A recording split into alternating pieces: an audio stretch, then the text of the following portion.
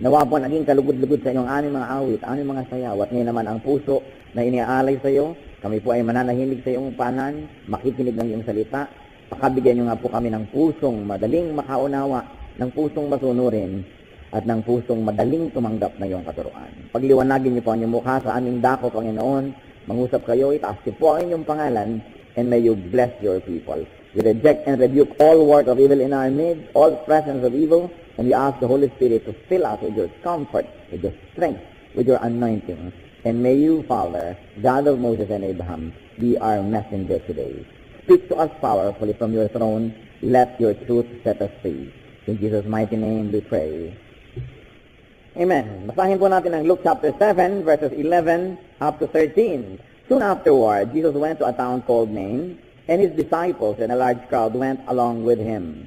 As he approached the town gate, a dead person was being carried out, the only son of his mother, and she was a widow. And a large crowd from the town was with her. When the Lord saw her, his heart went out to her, and he said, "Don't cry." So a dramatic event at the town gate materializes. Isa pang dramatic event ang nangyari sa gate ng bayan na ito. Ang mga bayan po, lalo nung araw, may mga tarangkahan, may mga talagang official gate ng town, at ang mga libingan nasa labas ng town center, nasa labas ng town limit.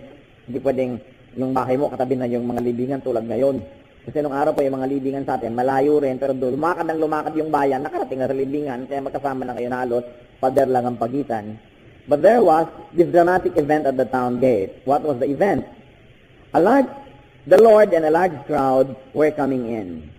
Ang Panginoon galing sa kung saan ay papasok sa bayan na ito, at marami siyang kasunod. May imagine na po natin siguro those are very eager people, very hopeful, very upbeat, because they were following Jesus of Nazareth, who was performing miracles left and right and feeding them with spiritual food that they never had in a long time.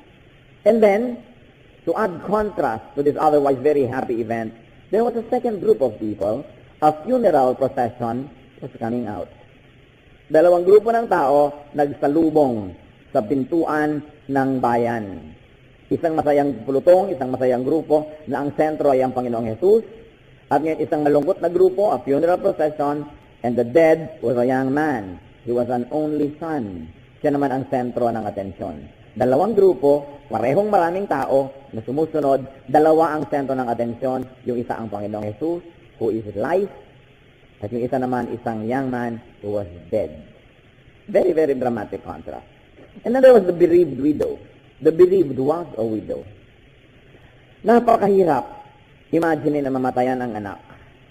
Pagkatapos ng doble pa ang hirap, na yung namatayan at naulila ay isang balo. Wala pa siyang husband na pwedeng magbigay ng comfort, pwede niyang kapitan sa braso, pwede niyang sandalan, iyakan. Nag-iisa siya. In male-dominated Israel, the two men of her life, the two men of her future were gone. So anong naghihintay sa isang babaeng may edad na walang asawa at walang anak na lalaki? Sino ang magtatanggol sa kanya? Sino ang bubuhay sa kanya? Sapagkat very dependent sila sa mga kalalakihan. So parang inalisan mo na rin ng pag-asa ang balong ito. Hindi lang siya nawala ng anak, ng asawa, parang nawala na rin siya ng buhay, ng sigla, at ng comfort. Napakaraming nawala sa kanya ng sabay-sabay. At mapapansin natin, a large crowd was with the widow. Napakarami nilang nakipaglibing. Most likely, she was a very fine woman. Kasi kung isa siyang babaeng nakakainis, siguro walang nakikipaglibing. O konti lang. Or this was a very fine family. Maganda siguro ang kanilang pakitungo sa kanilang kapwa. Kung kaya naman, maraming nakikirama. You know, your funeral crowd is a gauge of how you touch other people's lives. Except in a few cases, na nabuhay ka as a hero in a time of oppression na walang makipaglibing sa'yo dahil pinagbabawal ng gobyerno makipaglibing sa'yo, that's another story. Or you died very quietly though you're a great person. But usually, ito ang ating last hooray, last performance of your life, yung may mga nakikipaglibing ba sa'yo o wala. So pwede po natin maisip na ito yung mabubuting mga tao dahil napakaraming nakikipaglibing sa kanila. The focus of this crowd was a dead man. So, there, in the town gate, meeting two groups, life and death coming face to face. Jesus who is life and a man who was very dead. What do we see here? A very compassionate reaction from the Lord. Sabi sa chapter 13, when the Lord saw her, his heart went out to her. Ang pakikidalamhati, pagkaunawa at pakikilungkot ng Panginoon ay napakalinaw na inilarawan dito. His heart went out to her, and the Lord gave a loaded message. There was a loaded, very loaded message from the Lord. At sabi niya po sa babae, don't cry. Sa namatayan, sasabihin mong don't cry, napakadali siguro sabihin, easier said than done. Madaling sabihin kasi hindi ikaw ang namatayan. Pero, hindi lang empty yung sinabi niya na don't cry. At ito po naman mag-ingat kayo, huwag niyo sasabihin sa lahat ng namatayan, don't cry. Kasi may ginawa si Lord na dahilan kaya sinabi niyang don't cry. Luke 7:14-15, then he went up and touched the coffin, and those carrying it stood still. He said, young man, I say to you, get up. The dead man sat up and began to talk. And Jesus gave him back to his mother. So kaya naman pala sinabing, don't cry. Itigil mo na yung pag-iyak at gagawa tayo ng dapat gawin na isang mabuting bagay. Hindi, wala naman kayong ginagawa doon sa namatayan, papatigilin yung umiyak. Pagkasabi yung, don't cry, sasabihin sa namatayan, bubuhayin mo ba? Hindi pala, tumahimik ka dyan, hayaan mo ako umiyak. No? Kasi ang hilig-hilig nating umawat. Bakit nga ba lahat ng umiiyak sa namamatay, tinipigil? Hayaan yung umiyak. Kasi, para makarelease yung emosyon. Para hindi bigla na lang manigas. Hayaan yung umiyak. Bakit pinipigil umiyak? At yung sumasama na ako. Huwag niyo rin pigilin. Dahil hindi naman niya itutuloy yun. Habang pinipigil mo, lalong gustong tumalon doon sa hukay. Hayaan nyo lang na ma-express ang kanilang mga gusto. Gusto pang tingnan nyo baka, isaran nyo na. Ay, tingnan, mami, kung 5 oras na rin nakatingin ka, nasiguro magsasabi, isaran nyo na. Kung bakit laging pinipigil yung gustong magdalamhati? Alam nyo yung pinipigil, lalong nang gigigil. So, hayaan. Pero sabi ni Lord, don't cry. And there was an unusual act of the Lord. Very, very unusual here. Kung napansin nyo sa kwento, he touched the coffin. Sabi niya, huwag po kayong umiyak. At lumapit siya doon sa buhat-buhat na ataul at kanyang hinipo. Bawal yon. Sa law ng Israel, you don't touch the dead. You don't touch this coffin that carries the dead. You don't do that because the dead is unclean. But the Lord, in His ministration to this widow who was very sad, broke human rules. Alam niyo kung yung rule, yung mga religious rules, mga human rules, hindi naman laging yun ang rule ng Diyos. Alam niyo, one thing I have discovered in the many, many years ng pag-aaral ko ng Biblia, kadalasan, mas mahigpit ang pastor kaysa sa Diyos. Mas mahigpit ang relihiyon kaysa sa Diyos. Mas mahigpit ang mga kapatiran kaysa sa Diyos. At ang Diyos, mas madaling magpatawad kaysa sa mga kapwa Kristiyano. Kaya dapat nalalampasan natin yung relihiyon, nakakarating tayo doon sa tunay na Diyos para nagiging relevant yung pananampalataya. Yung mga nawawala ng gana sa pananampalataya, sa Kristyanismo, actually, hindi sila kay Kristo nawala ng gana. Nawala ng gana sa mga Kristiyano. Nawala ng gana sa mga churches, sa mga pamamaraan. Pero huwag yung idamay ang Diyos, hindi niya kasalanan yon. Dapat malampasan natin yung mga tao, yung relihiyon, yung mga sistema, yung mga pamamaraan, at makarating tayo doon sa puso ng pananampalataya, who is the Lord Himself. Nakita nyo, yung hindi hinihipo niya para makatulong. Sabi niya, don't cry. And then, he touched the coffin. And then, an electrifying word came from the Lord. Isang salita na halos ay parang kidlat, nakakakuryente, nakakagulat ang sinabi niya. Parang hindi pa sapat na hinipo niya yung ataol, meron pa siyang sinabi, sabi niya, get up. Pinabangon ang patay. Nasasyak na nga ang mga tao, hinipo niya, nasasyak pag pinabangon niya at makasyak naman ang nangyari. There was a shocking reaction to the Lord's word. The dead man sat up. Kung kayo yung nakikipaglibing, tatakbo na kayo. Parang pelikula ni Dolphy. No? Mga nakaburol na bumabangon, nagkakaroon ng malalaking katatawanan at takbuhan. Kayo ba kung kayo nandun? Kahit tatanungin ko kayo, kahit kayo yung nanay. Biglang bumangon yung patay, may tali pa dito, may pera sa mata. Hindi kayo tatakbo. No? So, it was very shocking that the dead man sat up and began to talk. Nagsalita pa, sabi siguro, tubig, tubig! Sa katagalan niyang nauhaw. And then a most kind gesture is what you will notice here. The Lord gave the young man to his mother. Sabi, eto na uli ang anak niyo na itinatangis ninyo at nabuhay ng muli. So Luke 7:16-17. They were all filled with awe and praised God. A great prophet has appeared among us, they said. God has come to help His people. This news about Jesus spread throughout Judea and the surrounding countries. So what else do you see in the story? A most appropriate action. The people were filled with awe, the people feared God, and the people realized the deeper message. Ano po yung malalim na mensahe nung nangyari na ito, nakagimbal-gimbal? that God has come to help His people. Dapat nating unawain na nung panahon na ang Panginoon ay dumating sa mundo, tahimik ang langit, walang propeta sa Israel ng daan-daang taon. Walang mensahe ang Diyos, para bang walang Diyos, parang walang kalugod-lugod ang kaluguran ang Diyos sa Israel, walang ipinapadalang mensahero. The silence was broken only by John the Baptist. John, who says, I came to clear the way for the Lord. Repent, repent, because the kingdom is at hand. Noon lang uli nagsalita ang langit sa napakatagal na panahong tahimik at walang mensahero, walang propeta. Kaya sabi ng mga tao, God has come to help His people. Dumating na siya. Ano pong help yon? Siguro ang pinakamasakit mangyari yung mamatayan. Pero kung yung patay binubuhay, ano pang sakit ang pwedeng dumating sa tao? Ano pang hirap at hinagpis ang maghihigit pa doon sa nasolve ni Lord na buhay ay ibinalik? At hindi lang buhay na physical ang ibinabalik niya, sapagkat kahit mabuhay ka naman ulit physically, mamamatay ka na naman ulit physically. Siyempre itong lalaki ito, namatay uli, alangan namang hindi. Sinamatay din uli yun, lumungkot uli yung ina noon, kung sakaling nauna siya sa kanyang ina. Pero pinahaba-haba naman yung kanyang kaligayahan sa mundo. Pero hindi lang yun ang buhay na ibinibigay ng Panginoong Jesus. Buhay na walang hanggan. Yung buhay sa kabila, yung eternal life, na hindi na muling mamamatay yung espiritu at ang lahat ng mananampalataya ay magiging magkasama habang panahon. Kaya sabi nila, God has come to help His people because the greatest problem and difficulty and burden of people is death. Kamatayan. Kamatayan na nagpahiwalay sa iyo sa mga mahal sa buhay, nagpahiwalay sa iyo sa Diyos, napunta ka sa impyerno, napakalaking problema. Kaya sabi sa Bible, where, O death, is your sting? Nasaan ang iyong kamandag? Ngayon narito na si Jesus, baliwala na ang kamatayan. Kaya sabi ni Paul, for me to live is Christ, and to die is gain. Because when I die, I meet my God.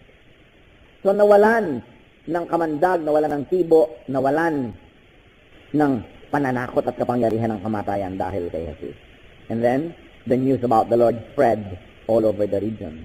Kumalat ang balita tungkol sa Kanya. Natural, pag-uusapan yun. Biruin nyo. Isang taong patay na buhay at napakaraming saksi. Hindi ba napakaraming nakikipaglibing at napakaraming kasunod ni Lord? Nagtagpo yung dalawang malaking grupo na yan doon sa tarangkahan ng bayan. At pagkatapos, ang patay ay nabuhay, napakaraming magkakalat ng balitang yan at napakaraming magsasabi. Ano po ang kinalaman natin sa kwento? Mayroon, marami. At isa sa maaari natin matutunan dyan, brothers and sisters, life is what you focus on. Kung ano ang titigan mo sa buhay, yun ang iyong makikita. Crowd A was sad because it was focused on the dead man. Crowd B that was coming into the town was happy, hopeful, upbeat, and excited because it was focused on Jesus Christ. Saan kayo nakafocus sa buhay? Laging may namamatay, laging may buhay, may ipinapanganak, may namamatay. Something's lost, something's gained in living every day. What do you focus on? If you focus on your losses, you will always be sad. But then the law of impenetrability says that one thing occupies one place at one time. Unless you lose something, your hands will not be free enough to receive a new thing. So you say goodbye to something, you say hello to someone. Napakahalaga po na nakikita natin na ganun ang cycle ng buhay. Life is what you follow. Life is what and who you follow. Are you following a procession of a dead man? Or are you following the march of the living God? Ganyan din sa mga relihiyon. Ang sinusundan ba natin ay isang false religion, isang religion ng mga patay at mga leader na namatay na hindi naman nabuhay muli. But si Jesus, namatay ngunit nabuhay muli. Kaya ang mga sumusunod sa Kanya, may buhay na walang hanggan. Life is who you follow. Nakita niyo po yung mga sumusunod sa kanila, sa mga drug lords, mga nagda-drugs, ano nangyayari sa buhay nila? Yung mga sumusunod sa Panginoon, anong nangyayari sa buhay nila? Yung sumusunod sa maling payo ng mga kaibigan, anong nangyayari sa kanila? Yung sumusunod sa karunungan, sa wisdom, anong nangyayari sa kanila? Life is who you follow. Kaya pinipili agad-agad. Dalawang grupo. Ang Bible po ang hilig magbigay ng ganyang dichotomies. No? Dalawa laging example. Si Lord nakapako sa krus, may dalawang lalaki nakapako sa kanyang tabi. Yung isa nakarating sa paraiso, yung isa hindi. Para madaling pumili sa inyo. Alin ba ako doon? Ito o yun? Ano bang ginawa nito na tama? Nakarating sa paraiso. Anong ginagawa nitong mali at hindi nakarating sa paraiso? Ngayon, mamimili ako. Sino sa kanila susundin ko? Dalawa ng dalawa. Dalawa yung tao who built their houses. One built his house upon the rock, another one built his house upon the sand. And the floods came, and the flood rose, the rain dropped, and the wind blew, and the house built on the sand collapsed because it was built on shifting sand. The house built on the rock stood because it was built on the rock. So pipili ka, will I build on the rock? And 1 Corinthians 10:4 says, the rock is Christ. Or will I build on the sand? Ang buhay ko ba, ipapatong ko lang sa aking mga panaginip, mga pangarap, mga kagustuhan, mga layaw, sarap, mga bisyo, o ipapatong ko dun sa di nagbabagong salita ng Diyos, doon ako aasa? Choices. Madalas dalawa lang. Nakikita natin, napakaraming ganun. Kaya po, eto ngayon, mas simple ang choice.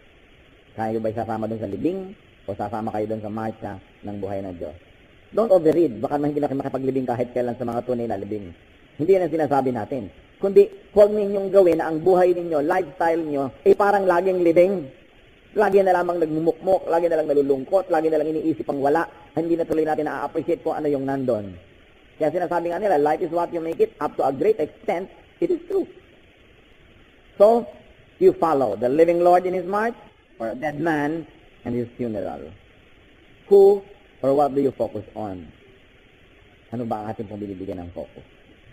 Kung kayo yung malulungkutin, sigurado ang binibigyan niyo lagi ng focus yung lungkot.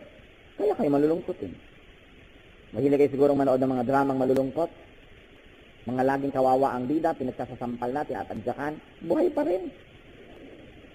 People who have complete jurisdiction over their lacrimal glands, na kung nakakaiyak sila at will, hindi na ubusan ng luha, yun ang pinagpapapanood ninyo. Mahilig ba kayong manood ng sunset? Nakakalungkot yan. Why don't you watch the sunrise? No? Kakanta pa ang piano ng Tuwing Lulubog ang Araw. Marami sa inyong umabot dyan. 1965 umuso yan. Tuwing Lulubog ang Araw. Pagkatapos, malulungkot na tugtog. Mga nakasarang mga bintana, malulungkot na anyo. Meron pang namatayan ang mahal sa buhay. Sinabihan ng pastor, pag iiyak ka masama yan. Siguro kinopya niya si Lord itong don't cry. Tigil na tigil tuloy itong namatayan. Napakatagal na nailibing. Sabi, pwede na ho ba akong umiyak? Umiyak ka nang umiyak. Kasi napagsabihan ng dating religious leader, huwag kang iiyak. Pwede ho ba akong pumunta sa probinsya para mag-iiyak ko sa puto? Pumunta ka, sige na. Umiyak ka dahil dapat lang namatayan ka. Hindi lumuwag-luwag ang yung loob. Ngayon, kung sasabihin sa tao, huwag umiyak, buhayin niya patay. O kaya, bigyan nyo ng kapangangailangan niya. Pag may sinasabi sa tao na tayo na, relax ka lang, kalamayin mong loob mo. Bibigyan natin ang kailangan niya, hindi yung hanggang salita lang yung tulong mo. Pag sinabi mo, sige na, huwag mo masyadong isipin. Paano ko hindi isipin may isip ko nga yung babayarin. O, itong pambayad. Kaya huwag mo masyadong isipin. O kaya merong may sakit, huwag mo masyadong isipin. Ito pang pandoktor. Pero isasabihin mo, huwag mo isipin. Pero wala ka naman binibigay. Bulaklak lang ng dila yun. Kaya mahalaga tayo mga Kristiyano, kamukha ni Kristo. Pag sinabi natin sa tao, sige na, huwag mo masyadong dibdibin. Kasi tinutulungan natin. Huwag mo masyadong papanin kasi tinutulungan kita, tinutuwangan kita. This is the essence. Hindi lang empty words. Lalo pag may namamatay, sometimes we say the most foolish things. Titingin ka sa namatay, wala ka namang masabi. Ano? Parang natutulog lang. May natutulog bang nakabarong Tagalog? May bulak sa ilong? May natutulog bang ganon? Kaya huwag ka nalang magsalita kung wala kang masabing tama. Just keep quiet. Pero kung magsasalita ka, back it up with words. Halimbawa, sige, huwag mo masyadong problemahin ang living. Kasi, ito, nag-donate akong 20,000. Ganun. Huwag mo problemahin. Ganyan lang talaga buhay. Relax lang. At wala ka namang gagawin. It's useless. It is important, brothers and sisters, pag meron tayong problema, lalo na, to fix our eyes on Jesus. Because Jesus is bigger than our problems. Because Jesus is bigger than our questions. He is brighter than our darknesses. He is more than enough. So Hebrews 12:2, let us fix our eyes on Jesus, the author and perfecter of our faith. Sa Kanya tayo tumingin. Huwag sa tao, huwag sa problema, huwag doon sa dilim. Nakita niyo yung mga disciples, nananahimik silang namamangka, biglang bumagyo, at halos ay ipahit-pahit ng alon yung kanilang bunting sasakyan, pero sila ay nangatakot. Hindi sila tumingin doon sa kasama nila ni Jesus na tulog na tulog. Hindi nila isipin, kung ito natutulog, bakit ako matatakot? Samantalang kasama naman siya sa bangka na ito. At si Peter, nung nakita niya si Lord na naglalakad sa tubig, sabi niya, Lord, payagan mo naman akong lumapit sa iyo kasi nasa bangka si Peter. Sabi niya, halika. At humakbang siya mula dun sa bangka patungo sa tubig. Mas malaki yung hakbang na yun kaysa doon sa hakbang ni Armstrong, no? Patungo sa buwan. Yung sabi niya, one step of man, a giant leap of mankind. Alam naman niya, yung tutugtungan niya, buwan din, solid. Pero si Peter, tumungtong sa tubig, napakalaking exercise of faith. Isang paa, tapos dalawang paa, tapos naglalakad siya sa Panginoon, papalapit, no? Naglalakad sa tubig. But, the Bible says, he began to look at the waves and the wind. Kasi yung wind, may dalang tubig, so halos nagiging visible yung wind because of the water. and he began to sink. Nung umalis ang kanyang paningin kay Jesus at tiningnan niya yung mga alon, yung malalakas na hangin, nag-umpisa siyang lumubog. Sa ating ding buhay, mga kapatid, pag may suliranin, pag may mabigat na dala, pag yung problema ang tinitigan mo at hindi si Jesus, lulubog ka ng lulubog. But Jesus is bigger than any problem that you can have. Bakit kailangan na tumingin ka sa maliliit ay tingnan mo yung malaki, ang Panginoon?